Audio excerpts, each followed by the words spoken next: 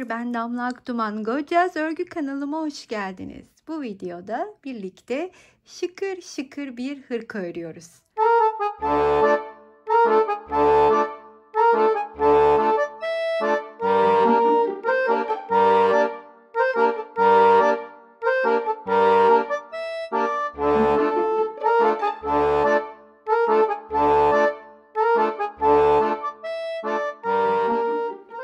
Şıkır şıkırdan kastım aslında içinde simli ip grubunu kullanıyor oluşumuz. Viskon iple karıştırarak 66 tane motif hazırladım. Videoya kısa bir ara. Sizlere katıl butonundan söz etmek istiyorum. Katıl butonuna tıklayarak oradaki seçeneklerden birini kendinize göre değerlendirip bana destek olabilirsiniz. Bütün katıl destekçilerime kucak dolusu sevgiler, teşekkürler. Viskon ve simli ip grubu. Şöyle hemen ipi de göstermek istiyorum. Motif örerken şu şekilde içine katarak motiflerimi ördüm. Bakınız hemen göstereyim. Zeminde ise simli ipi 2 kat örerek kullandım. 3.25 milim tığ ile. İplerim sevgili Bilhayal Hobi'den.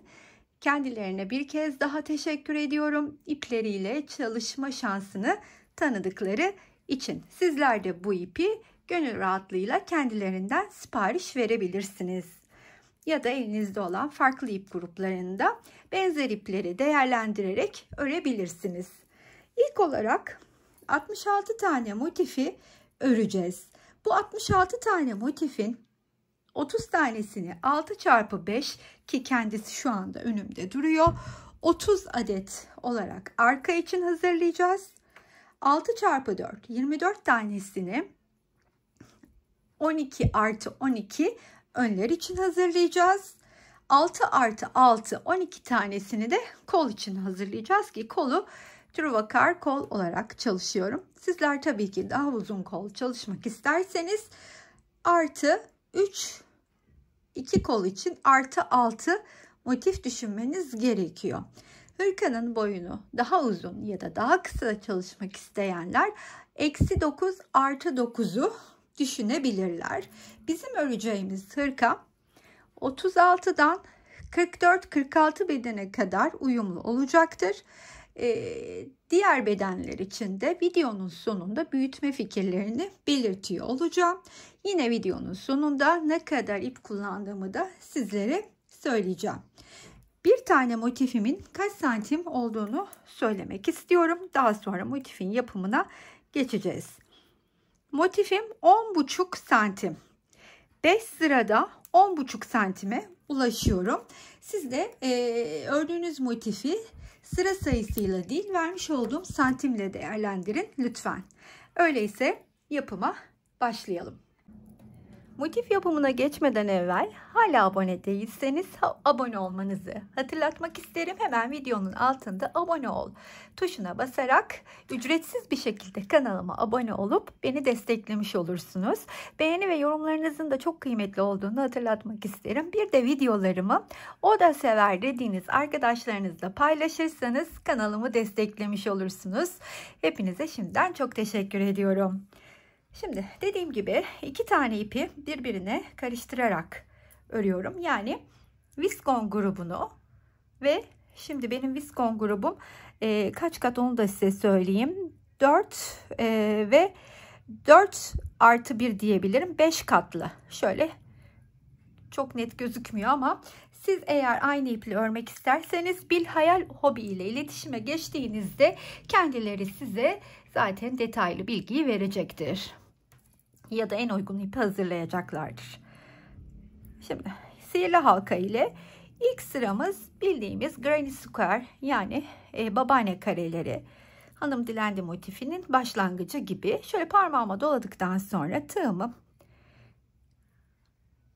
dairenin içine sokup ilmeğimi çıkartıyorum. Bir ilmek çıkarttıktan sonra yükseltip tığımın üstüne alıyorum. Tekrar dairenin içine batıp bir ilmek çıkartıp önce ikisini daha sonra ikisini örerek yalancı trabzanımı tamamlamış oldum. Siz burada 3 tane zincir çekerek de motife başlayabilirsiniz. 3 tane ikili trabzan, arada 2 tane zincir ile örüyorum.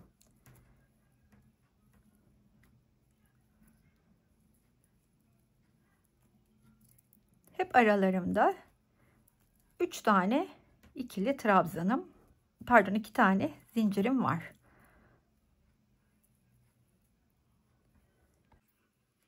Dördüncü grubumu da ördükten sonra ortadaki halkayı iyicene sıkıştırıp bir zincir çekiyorum.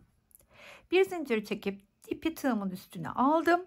Bu arkadan gelen ipi de yukarı doğru alıyorum. Bakın buradaki ilk örmüş olduğum trabzanın tepesine battım. Bu ipi de tığımın üstüne alıyorum hemen. İçinden ilmeğimi çıkartıp tığımın üstündeki 3 tane ilmeği birlikte örüyorum. Daha sonra bir zincir çekip yükselip ilk yalancı trabzanımı örüyorum.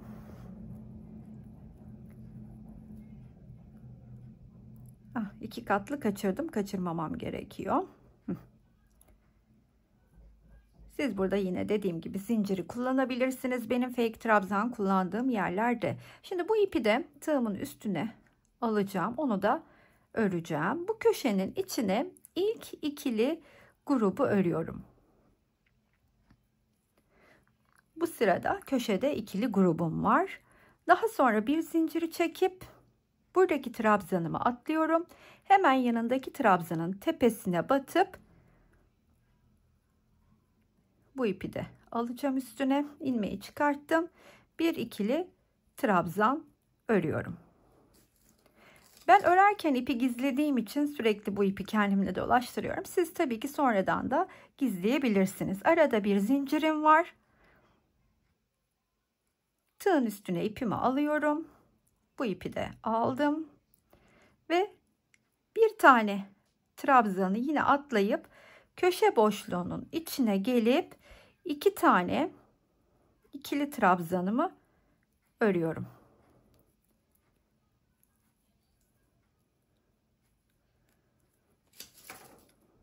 Arada 2 zincir, 2 tane ikili trabzan,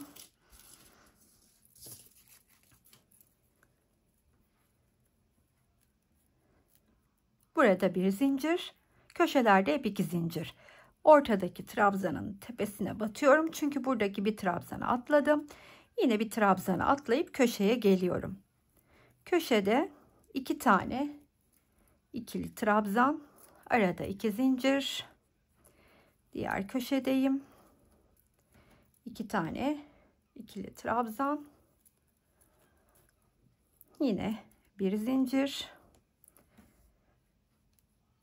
Birini atlayıp ortadakine batıyorum. Başladığım kısma kadar bu şekilde ilerleyeceğim. Başladığım köşeye geldim. Şimdi burada 2 tane ikili trabzanı örüyorum. 2 taneyi örerek başlamıştım. Burada yine bir zincir çekiyorum ve ilk trabzanın tepesine batıp yine ortada kalacak şekilde 3 ilmeği örüyorum. Yine köşede 2 tane ikili trabzanla başlıyorum. İlkini ördüm. İkincisi. Şimdi bu sırada da şöyle göstereyim size. Buradaki hem her bir trabzanın tepesine bir ikili trabzan öreceğim, hem de boşluğun içine bir tane ikili trabzan. Yani bu benim dolgulu sıram. Onun için burada bu trabzanın tepesine örerek başlıyorum.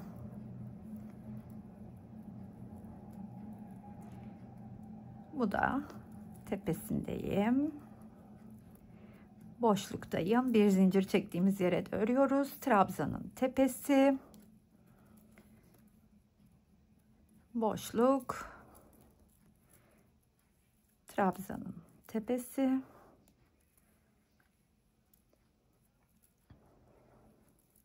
Yine trabzanın tepesini örerek burada köşeye geldim.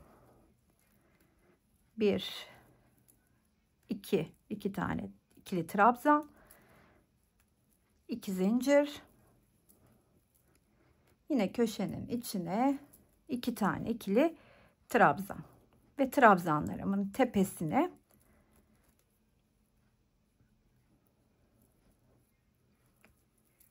örüyorum. Zincir çektiğim yere de bu sırayı da bu şekilde tamamlayalım.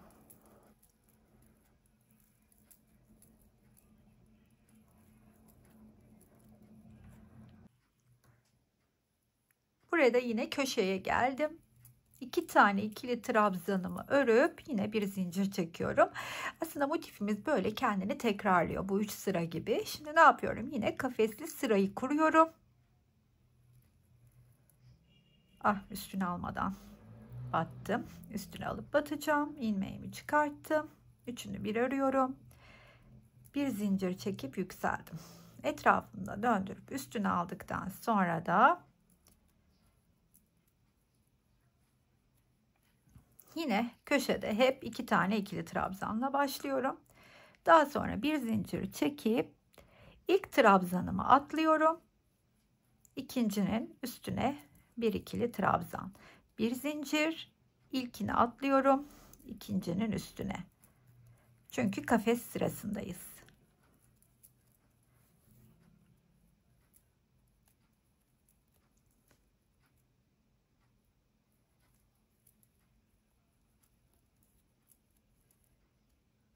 Ve sona geldiğimde de tek trabzanım kalıyor. Onu da atlayıp köşeye geliyorum.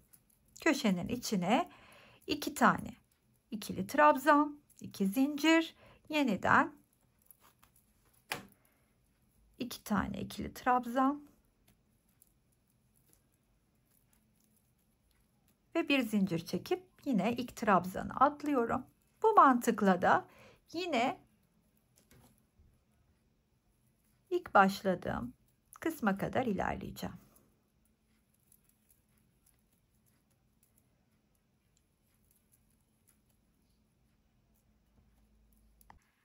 Bu sıranın da sonuna geldim. Yani 4. sırayı tamamlamış oluyoruz. 5. sıramıza, son sırama geçmiş oluyorum. Çünkü motifimin son sırası böyle dolgulu kısım. Tabii motifi videonun sonunda aslında büyük beden çalışmak isteyenlere motifi bir sıra fazla örün diyeceğim ama bu sefer birleştirmede bir tık benim gösterdiğimin dışında bir birleştirme tekniği olacak ama zaten örgü hani ören ve motif çalışan arkadaşlarım bu kısımda zorlanmayacaklardır. Bir ayrı fikirle daha büyütmeyi söyleyeceğim. Ama ben böyle dolgulu kısımla bitiriyor oluyorum. Bir sıraya geçtiğimizde aslında 3. sıranın da aynısını yapıyor olacağız. Şimdi bir zincir çektim. Buradaki ilk trabzanımın tepesine batıyorum. Kaydırarak çıktım. Üçünü bir ördüm. Bir zincirle de yükselip yine yalancı trabzanımla başlıyorum. Yanına bir ikili trabzan. Aynı 3. sırada gösterdiğim gibi bütün trabzanların üstüne ve bir zincir çekmiş olduğum boşluğa batıp ikili trabzanımı örüyorum.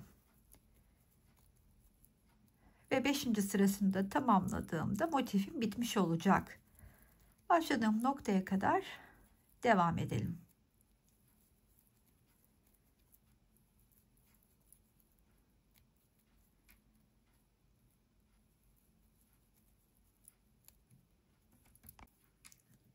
Son kısma yaklaştım.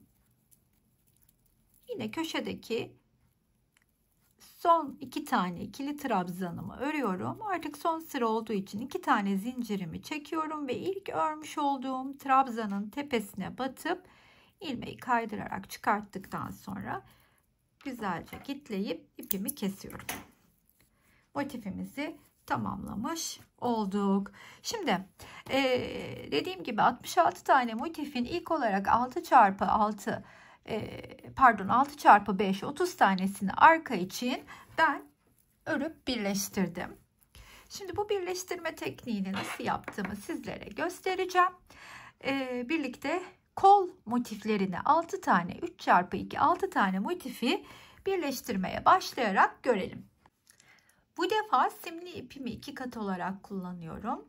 ilmeğimi çıkartacağım ve ilk motifimin iki kenarını kafesli sıram gibi örmeye başlıyorum. İki kenarı. İlk olarak köşesinden başlayalım. 2 tane ikili trabzan örerek.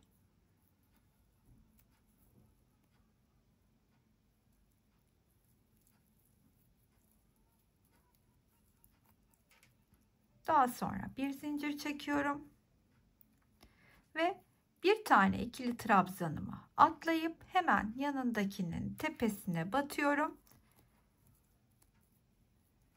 Bir ikili trabzan, bir zincir, bir tane trabzanımı atlıyorum. Bir ikili trabzan, bir zincir, bir ikili trabzanımı atlıyorum.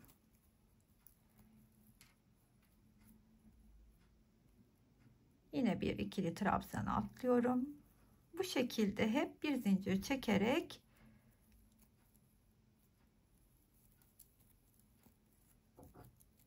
iki kenarımı öreceğim. Köşeye geldiğimde yine iki tane ikili trabzan, arada iki zincirim olacak.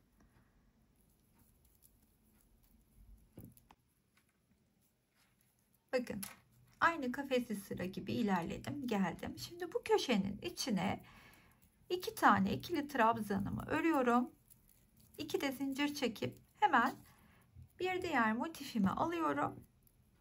Her iki motifin ön yüzü bana bakarken yeni motifin köşesinin içine 2 tane ikili trabzanımı örüyorum.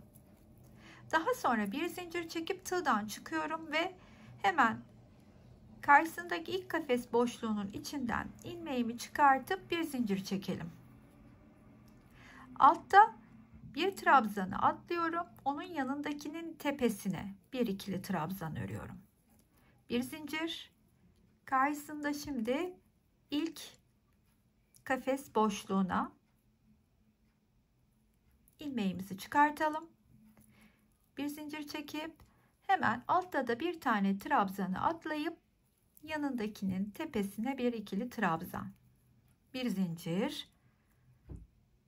Kafesin içinden çıktık. Yeniden bir zincir. Bir trabzanı atlıyoruz.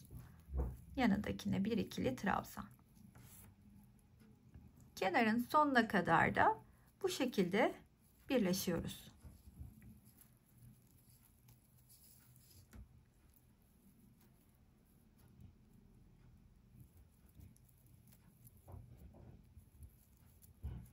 Sona doğru geldiğimde yine bakın aynı şekilde buradaki son kafesin içinden ilmeğimi çıkarttım ve artık aşağıda ilmeğimi atladıktan sonra köşeye geliyorum.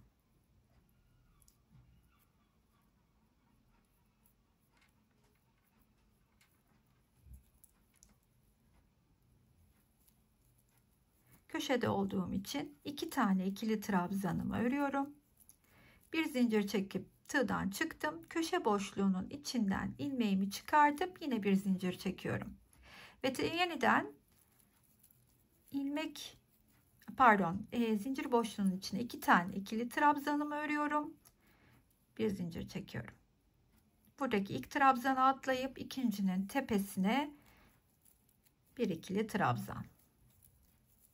Bu mantıkla da devam edeceğim. Nereye kadar? Bakın şimdi 2 tane motifi birbirine birleştirmiş oluyorum neredeyse. Şimdi bunu böyle aynen öreceğim. Buraya kadar da aynısını örüp sıradaki motifi ekleyeceğim. Şimdi benim 3x2 kol motifi olduğum için buraya üçüncüyü eklemem yeterli olacak. Bunu buraya eklediğim gibi bunu da buraya ekleyip geliyorum. Dönüşü göstereceğim size. Ama bu benim mesela arka parçam olsaydı 6x5 demiştim. Ya uzunlukla başlayacaktım. 6 taneyi birleştirecektim. Ya da eniyle 5 taneyi birleştirecektim. Hiç fark etmez. İstediğimiz kadar motifi bu şekilde uzunlamasına birleştirebiliriz. İstediğim motif uzunluğuna geldiğinde şimdi ihtiyacım olan 3 motif. Şimdi bu köşeyi döndüğümde artık üstüne motif eklemeyeceğim için böyle dönüp buradaki geçişi size göstermek istiyorum. Böyle dönüp buraya gelip sıradaki motifi üstüne eklemeye başlayacağız. Buradaki dönüşü de hemen yine köşedeyim bakın. 2 tane ikili trabzanımı, zincirimi çekip 2 tane ikili trabzanımı örüyorum. Ve aynı mantıkla bir zincir çekip alttan bir trabzanı atlayarak örmeye başlıyorum. Şimdi buraya kadar ilerleyeyim. Şuradaki geçişi birlikte yapalım. İlk motifi aynı şekilde kenarını örerek ilerledim. Buraya geldiğimde ise yine bir tane zincirimi çekiyorum ve hemen köşenin içine 2 tane ikili trabzanımı örüyorum. 2 trabzanı ördükten sonra bir zincir çekiyorum ve şu kısmın ortasındaki oluşan boşluğun içine batıp ilmeğimi çıkartıp zincirimin de içinden, ilmeğimin de içinden geçiriyorum ve yeniden bir zincir çekip buradaki köşenin içine geliyorum. 2 tane ikili trabzanımı örüyorum. Bir zincir, trabzanı atla, ikinci trabzana bir ikili trabzan. İşte buradaki geçişi bu şekilde yapıyoruz. Şimdi aynı şekilde burada da geçeceğim. Buraya kadar ilerledikten sonra sıradaki motifi ekleyelim. Bu kenarı böylece 1, 2, 3 motifinkini ördüm. Daha uzun olsaydı motifim o kadarını da örecektim. 2 zincir çekiyorum ve hemen sıradaki motifimi alıyorum. Yine her iki motifin de ön yüzü bana bakarken yeni motifin köşesinin içine 2 tane ikili trabzanımı örüyorum. Bir zincir çekip tığdan çıkıp bakın buradaki ilk kafes boşluğundan ilmeğimizi çıkartıyoruz. Burada bir trabzanı atlayıp diğer trabzanın içine bir ikili trabzan, bir zincir çıktım, yine ilk kafes boşluğundan ilmeğimi çıkarttım, bir zincir atlayıp yanındaki ikili trabzana bir ikili trabzan. Şuraya kadar ilerleyeyim. Şuraya kadar oradaki geçişi nasıl yapacağız göstermek isterim. Buraya doğru yaklaşırken şimdi burada bakın yine köşeye bir trabzanı atlayıp geliyorum. 2 tane ikili trabzanımı örüp bir zincir çekiyorum. Burada bu 2 tane motifin birleştiği yerin tam ortasındaki kısma batıp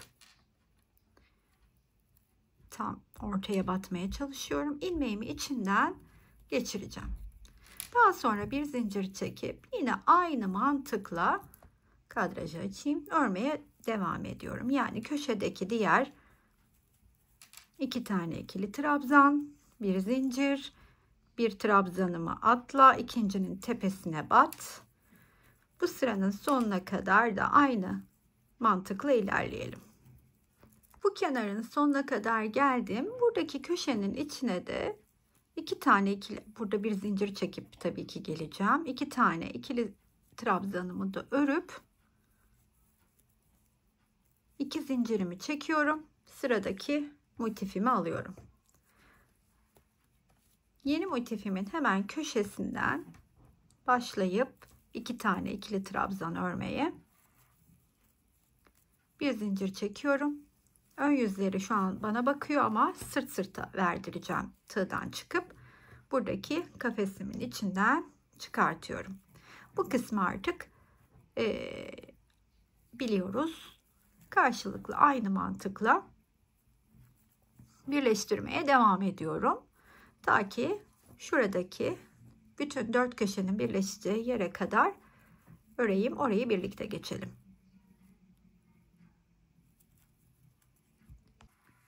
Buraya kadar ilerlediğimde ise buradaki köşenin içine 2 tane ikili trabzanımı örüp bir zincirimi çektim. Şimdi bakın bu 3 motifin tam olarak ortasına batıyorum. İlmeğimi de içinden çıkarttıktan sonra bir zincir çekip yine köşeye geliyorum. Köşenin içine de 2 tane ikili trabzanımı öreceğim ve bu defa da bu iki kenarı birleştirmeye başlayacağım. Yani 4. motifi eklerken, bunlar 4 motif ya, bunu eklerken bu kenara ekledim, sıra bu kenarda.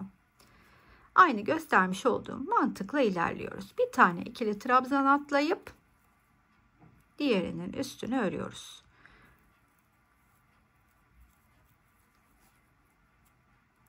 Bu kenarını da sonuna kadar ekledikten sonra artık birleştirme mantığını anladık diye düşünüyorum. Bakın şöyle göstereyim ortayı da. Şimdi bunu buraya kenara birleştireceğim. Daha sonra bu motifi buraya nasıl yerleştirdimse diğer motifimi de buraya yerleştireceğim.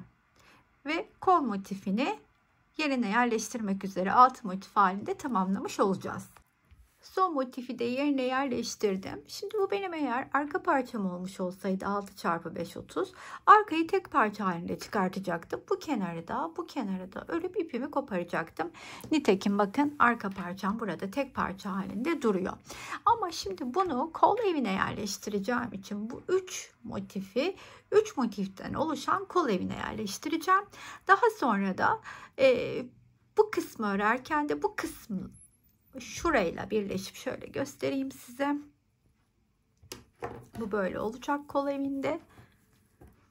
Burayı da örerken burayla birleşip kolun da formunu vermiş olacağım. Kolu daha büyük yapmak isteyenler, daha uzun yapmak isteyenler 3x2 yerine 3x3 yapmaları yeterli olacak. Şimdi ben burada birleştirmeyi size göstermiş oldum. Bu mantıkla siz arka parçayı, önleri, diğer kolu da birleştirin. Ben de birleştireyim. Kol evimize beraberce kol evini, önleri beraberce yerleştirelim. 6x5 30 tane motifi birleştirdikten sonra bu parça, büyük parçamız tamam. Ben bunu hemen alıp tersini çeviriyorum. Çünkü birleştirmeyi arka parçayı ters çevirerek yapacağım. Şimdi ön parçaları nasıl oluşturdum? Hemen size göstermek istiyorum. Önce önüme yatırdığımda sol, üstüme giydiğimde sağ olan tarafı bakın şu şekilde başlıyorum motiflerini birleştirmeye. En alt motifi alıyorum elime. Hemen onun yanına bunu ekliyorum. Sonra bunu ekledikten sonra hop buraya kadar örüp bunu alıyorum. Yanına bunu ekliyorum. 4 tane eklemiş oldum. Hop geliyorum. Bunu sırasıyla en üste kadar geliyorum ve en üst kısmım açıkta kalıyor.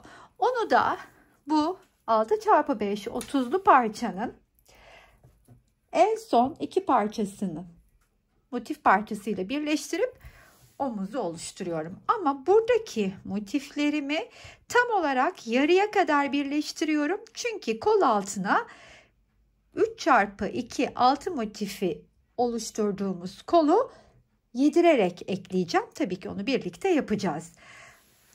Sol tarafı önüme aldığımda sol tarafı bu şekilde ekliyorum. Sağ tarafı ise hemen onu da göstereyim. Yani solda yatay bir birleşme yaptık. Sağda da dikey bir birleşme yapıyorum. Ne demek oluyor? Bunda da üstteki motifi alıyorum. Hop altına bunu, altına bunu. En alta kadar 6 motiflik uzun bir parçayı oluşturup hop kenarını yukarı kadar örüyorum. Daha sonra diğer 6'yı da onun yanına ekliyorum. Böylelikle dikey birleştirme ile üstüme giydiğimde sol, önüme aldığımda sağ tarafı birleştirmiş oluyorum. Ve burada da bu alt kenar birleşip bunu da buradan birleştirmeye başlıyorum. Ta ki kol motifini yerleştireceğim. Son iki motife kadar orada da yarıya kadar bir birleştirme yapacağım. Çünkü neden? Dediğim gibi kol parçasını onu da birleştirmiştik biliyorsunuz 3x2. Onu yerleştirirken şu şekilde yerleştiriyor olacağım. Şöyle göstereyim. Buraya kadar birleştirdiğim için yarısına kadar buradaki yarım kısmını önden yarım kısmını arkadan birleştirerek tamamlıyorum. Şimdi bunu kenara alalım. Hatta bu parçalardan ilk olarak önüme yatırdığımda sağ ekliyor olacağım. Soldaki parçayı da alıyorum. Küçük parçada 3x2'lik parçada yapmış olduğum birleştirmeyi bu büyük parçaları birbirine eklerken de kullanıyorum. Hemen şöyle aşağıya indireyim. Önüme döndüreyim ve buradaki şöyle göstereyim size. En son köşeye kadar gelmiştim. Parçamı birleştirip şimdi bunu yan tarafıyla birleştirmeye başlayacağım. Yani köşesinden hemen tığdan çıkıyorum. İlmekleri aynı boya alayım. Şu köşeden batıp ilmeğimi içinden çıkartıyorum. Daha sonra bir zincirimi çekip aynı köşenin içine 2 tane ikili trabzanımı örüyorum. Tığdan çıkıyorum. Bir zincir çekip tığdan çıkıyorum. Karşısındaki denk gelen ilk boşluktan ilmeğimi çıkartıyorum. Yeniden bir zincir çekiyorum. Ve bir trabzana atlayıp yanındaki trabzanın tepesine batıyorum. Bir zincir çekiyorum. Hop, boşluktaki sıradan batıp aynı mantıkla, göstermiş olduğum mantıkla birleştirmeye devam ediyorum. Ta ki şu kısma kadar ilerleyeyim. Bakın, şuraya geldiğimde karşı tarafla birlikte şuradaki geçişi nasıl yaptığımı size göstermek isterim.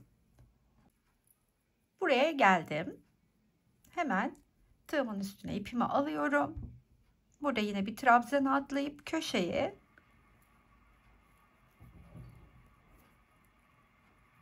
iki tane ikili trabzanımı örüyorum ve bir zincir çekiyorum. Önce bu boşluğa batıp ilmeğimi çıkartıyorum. Daha sonra tığdan çıkıp arkadaki bu iki köşenin birleştiği yerin tam ortasına batıp ilmeğimi bir kez de oradan çıkartıyorum. Bir zincir çektikten sonra köşeye gelip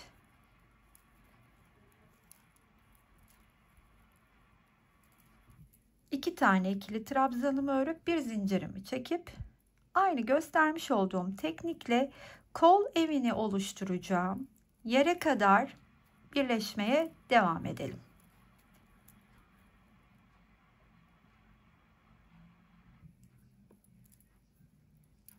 Kol evini oluşturacağım motiflere yaklaştığımda, yani üstten son iki motif olmuş oluyor her iki taraftan da.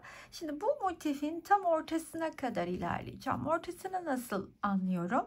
Şu alttaki görmüş olduğumuz şu trabzan, bakın, motifin tam ortası. Onun tepesine gelen trabzanım da tam ortası olacağı için oraya gelip bir trabzan örüyorum. Artık yukarıyla birleşmiyorum. Ta ki şu kol evini oluşturacağım kısmı şuraya kadar ayrı öreceğim. Daha sonra bu üstteki iki motifi bu arkadaki iki motifle de birleştirip omuz kısmını oluştururken kol evini de tamamlamış olacağım. Aynı ayrı örerken de bir tane atlıyorum. Sıradaki trabzanın tepesini örüyorum. Göstermiş olduğum teknikle en üste kadar ilerleyelim ve en üst iki kenarı birleştirelim.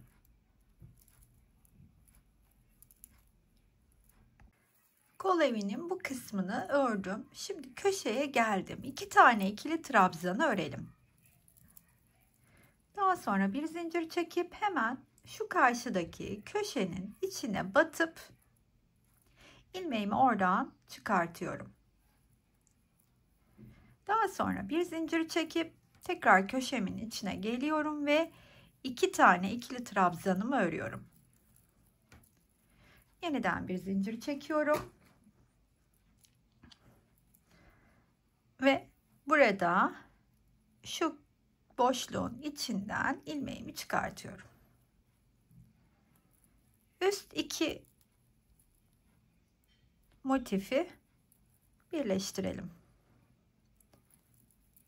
Böylelikle şuraya kadar ilerlediğimizde bir tarafı tamamlamış olacağız. Üst kenarlarında sonuna yaklaştım. Artık bir tarafı birlikte tamamlayalım istedim. Tamamlarken de hemen yine burada bir zincir çekiyorum. İlmeğimi, bir zincir çekip ilk olarak arka ortaya batıyorum. Daha sonra yeniden bir zincir çekip buradaki ilk trabzanın tepesine batarak tamamlayalım. Şöyle sıkıştırıp ipimi keseceğim. Bir tarafı dediğim gibi tamamladık. Sıra diğer tarafta. Şimdi burayı zaten kavradıktan sonra diğer tarafı yapmamız da oldukça kolay. Ben mantığını hemen şimdi size göstereceğim. Önüme şöyle aldım. Bu tarafı tamamladık. Diğerini aldım. Bunu alt köşeden başlamıştık. Bu tarafı ise üst iki motifle başlıyoruz. Yani buradaki iki motifi omuzla başlayıp birleştireceğiz. Daha sonra burayı birleştirdikten sonra yine buradaki göstermiş olduğum şu trabzanın olduğu yere kadar karşıyla birleşmeden öreceğim. Böylece kol evini oluşturmuş olacağım. Buradan itibaren yeniden birleşerek aşağıya kadar inelim. Buraya geldiğimizde ise artık birleştirmeyi tamamlamış olacağız. Ben size etrafını nasıl öreceğimi göstereceğim. İlk olarak kolu takmadan etrafını öreriz. Daha sonra da kola geçeriz. Buradaki mantığı anlatabilmişimdir diye düşünüyorum. Şöyle geldim buraya kadar. Birleştirmeden ördüm. Aşağı kadar da devam edelim. Şimdi burayı ekledim. Bakın. Buradan başladım. Şu köşeden ilerledim. Geldim hemen. Burada ne yaptığımı hemen göstermek istiyorum. Şimdi tam ortasına kadar şuradaki baz aldığım yer neresiydi? Tam ortasındaki trabzan bu. Bunu baz aldım. Ona kadar 1, 2, 3, 4, 5 tane kafesi ördüm. Altıncının içinden batıp birleştirmeye devam ettim. Aşağıya kadar da ilerledim. Tam etek kısmının olduğu yerdeyim. Şimdi buraya geldiğimde de hemen nasıl birleşiyorum? Köşenin içine 2 tane ikili trabzanımı örüp bir zincir çektim. Bu köşenin içinden ilmeğimi çıkartıp yine bir zincir çekiyorum ve ilk trabzanın tepesine kaydırarak geliyorum. Sizler burada 3 zincirle yükselebilirsiniz. Ben yine fake trabzanımla nasıl yapıyorum? Yine bir kez daha bakalım. Yükseliyorum. Tığımın üstüne alıyorum. Dibine gelip batıp ilmeğimi çıkarttıktan sonra ilk çıkarttığım ilmeğin içinden tığdaki ikinci ilmeğin ardından dolandırıp tığdaki 2 ilmeği beraber örüyorum. Ve şimdi burada köşedeki şu trabzanlar, yani bu benim şu geçişlerimde toplamda 2, 4, 6 tane trabzanla geçiş yapacağım. Ben şimdi bu trabzanın üstündeyim. Bu trabzanın da üstüne gelip bir tane ikili trabzan örüyorum. Daha sonra bir zincir çekip bakın buradaki zincirin üstüne bir zincir çekiyorum. Buradaki trabzanın tepesine bir ikili trabzan. İsterseniz bütün etrafını dolgu trabzanla da geçebilirsiniz. Bunun için de yapmanız gereken burada benim bir zincirle geçtiğim yere, yani şuradaki bir zincirle boşluk alana bir ikili trabzan örebilir. Bir trabzanın tepesine bir boşluğa bir trabzana da ilerleyip doldurabilirsiniz. Ama ben birazcık daha mevsimlik, çok tok olmayan dökümlü bir hırka istediğim için şu etrafına uygun, şu alt kafeslere uygun devam etmek istiyorum. Onun için de yine bir zincir çekeceğim. Trabzanımın tepesine bir ikili trabzan, bir zincir, trabzanın tepesine bir ikili trabzan. Bu şekilde ilerliyorum. Şuraya kadar geleyim. Buradaki geçişi birlikte yapalım. Orta kısma yaklaştım. Bakın şimdi buraya bir ikili trabzan ördüm. Şimdi burada hemen yanındaki ikili trabzanın tepesine de bir ikili trabzan örüyorum. Bu köşe boşluğunun içine de bir ikili trabzan. Sonra atlıyorum burayı. Buradaki köşe boşluğunun içine de bir ikili trabzan. Sonra bir yine trabzanların tepesine buradaki ikili trabzanımı örüyorum. Ve yeniden kafeslere başlıyorum.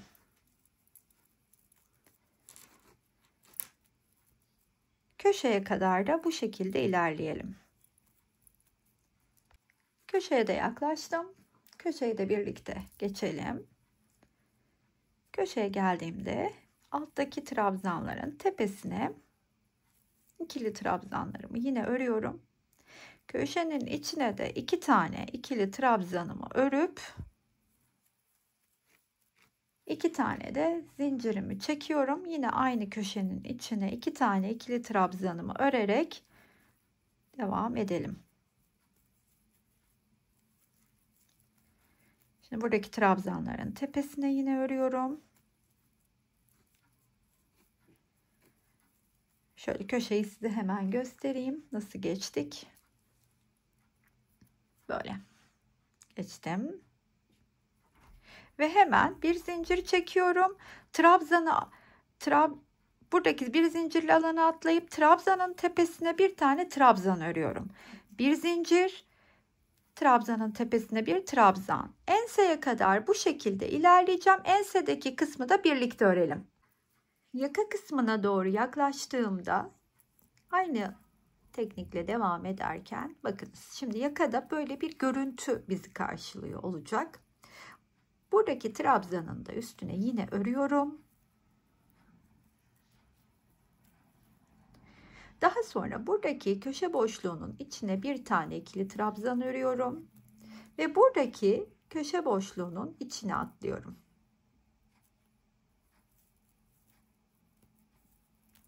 Şöyle göstereyim. Buradaki trabzanların da üstüne ördükten sonra yine aynı mantıkla bir zincir trabzanın üstüne trabzan örerek devam ediyorum. Ta ki diğer yakadaki köşeye kadar, yani şuraya kadar. Burada da aynı işlemi yapacağım. Ne yapacağım? Trabzanların üstüne birer trabzan bu köşeye öreceğim. Daha sonra geleceğim buradaki köşeye, buradaki trabzanların üstüne ve aynı mantıkla başladığım yere kadar devam edip bir sırada tamamlayacağım. Çünkü benim için ideal ölçüye ulaşmış olacak. Daha sonra da kolun birini ben yerine yerleştireyim, diğerini de beraber yerleştirelim. Ben etrafını tamamladıktan sonra kolun birini yerleştirdim. Şurada hemen göstermek de istiyorum size. Bakın, tam demiş olduğum gibi böyle alttaki motifin yarısını öne, yarısını arkaya birleştirdim. Şimdi kol evini çevireceğim. Bu arada kol ağzına da etrafına geçtiğim gibi bir sıra geçip tamamladım. Şimdi kol evini çevireceğim ve buradaki kol evini birlikte yerleştireceğiz kol parçasını. Çok daha net anlaşılacağını düşünüyorum. Şimdi kol parçamı alıyorum hemen. Şöyle göstereyim. Bakın iki kısmını açık bırakmıştık. Burası kol evine yerleşecek kısım, üçlü motif. İkili kısımda da şöyle katlayıp buradan birleştireceğim. İlk olarak hemen önüme alıp buradan, bakın buradan şöyle karşılıklı birleştirmeye başlıyorum. Şu tepe noktasına birleşeceğiz. Ben hemen ilmeğimi hazırlayayım ve şu kısmın ortasına batalım. İki köşenin ortasına. Şöyle küçültelim ilmeğimizi. Daha sonra çıkayım. Şimdi şuraya aldım önüme. Bakın aldım hemen. Şuraya ikisinin ortasının olduğu yere batacağım. Ve ilmeğimi onun içinden çıkartacağım. Daha sonra bir zincir çekip hemen buradaki köşenin içine geliyorum ve iki tane ikili trabzanımı örüp bir zincir çekip göstermiş olduğum teknikle birleştirmeye başlıyorum kol parçasını. Şuradaki geçişi de size göstermiştim. Şu ortadaki, orası da biliyoruz artık diğer taraftan.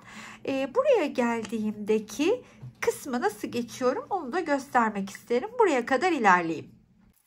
Burayı aynı diğer taraftaki gibi geçtim. Bakın şimdi buraya geldiğimde ise aynı ilerliyorum. Karşısına gelen boşluğun içinden geçiriyorum. 5 kutucuğu bu tarafta, 5 kutucuğu ya 10 kutucuğum olduğu için o şekilde ayarladım. Şimdi bakın bunu burada yaptıktan sonra hemen bakın sayacağım. Şimdi buraya geldim. Burası tam benim orta noktadaki geçişim olacak. Karşılıklı birleştiğimiz nokta olacak. Hemen geliyorum. Buradaki boşluğun içine örüp trabzanın tepesine bir zincir çekiyorum. Buradaki boşluğa gelip içinden geçirdikten sonra bu defa bu tarafı birleştirmeye başlıyorum. Hemen sıradaki kutunun içine batıyorum. Aşağıya gelip bir trabzan atlayıp diğer trabzanın içine.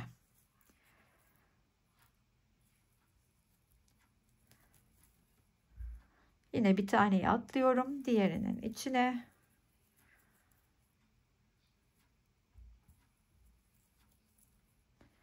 Bir atla, bir zincir, buradaki son kutucuğumun içine battım. Köşenin içine de 2 tane ikili trabzanımı örüp, şimdi karşı ile birlikte öyle geçelim burayı. Bir zincirimi çektim. İki üçlü grubun arasındaki boşluktan ipimi kaydırarak kaçırdım, hemen yakalayayım. Kaydırarak içinden çıkartıp tığımdan çıkıyorum. Karşıdaki orta noktaya batıp ilmeğimi içinden çıkartıyorum. Bir zincir çekip hemen buradaki köşenin içine diğer 2 tane ikili trabzanımı örüyorum. Bir zincir çekip tığdan çıkacağım ve burayı birleştirmeye başlıyorum. Şimdi nereye kadar birleşeceğim? Şöyle göstereyim. Bakın, son motifteyim artık. Bu kenarı buraya birleştireceğim.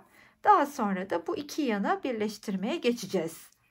Kol altına kadar olan kısma geldim. Burada köşenin içine 2 tane ikili trabzan örüp kol altındaki bu tam orta noktaya batacağım. Ve ilmeğimi onun içinden çıkartacağım. Şöyle ilmeğimi uzatayım. 2 kat örünce tabi 2 ipe de hakim olmak gerekiyor. Şimdi döndüm, artık yan tarafı birleştirip kol parçasının formunu vermiş olalım. Bir zincir, karşısındaki ilk kafes. Şimdi kol ağzına kadar aynı mantıkla, göstermiş olduğum mantıkla birleşmeye devam edelim.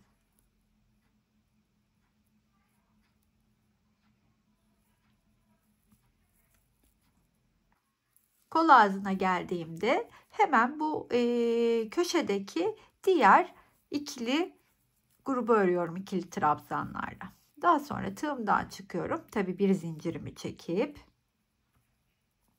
takıldık gene. Hemen bir zincirimi çekiyorum. Çıktım. Buradaki köşenin içinden ilmeğimi çıkarttıktan sonra bir zincir daha çekiyorum. Daha sonra buradaki ilk trabzanımın tepesine geliyorum ve aynı hırkamın etrafında ördüğüm mantıkla, hiçbir farkı yok, birebir aynı mantıkla kol ağzını da örmeye başlıyorum.